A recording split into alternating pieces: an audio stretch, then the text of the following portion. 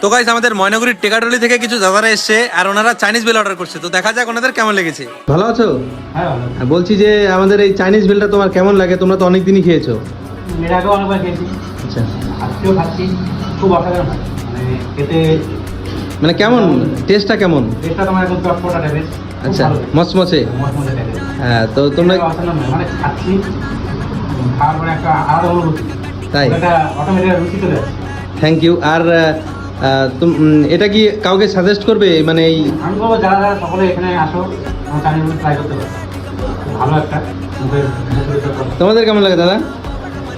আমার তো ফাটাফাটি, আমি তো আসলে পরে চাইনিজ ফুডটাই খাই তাই? সব থেকে বেশি। তোমার কেমন লাগে? আর তুমি তো আজকে প্রথম না, তোমার কেমন লাগে দাদা? খুবই ভালো লাগে, দেখতে পাচ্ছ? আসতে পারেন খাওয়ার জন্য। ঠিক আছে গাইজ, দেখো এই দাদারা আমাদের রেগুলার কাস্টমার, ঠিক আছে, টেকাটুলিতে বাড়ি। তো এনারা যখনই আসে চাইনিজ বেলটা একবার করে ট্রাই করে, মানে এটা খায়। তো তোমরাও আসো, এই চাইনিজ বেলটা একবার ট্রাই করে যাও। ঠিক আছে, আবার দেখা হচ্ছে। আসলে সবাই মিলে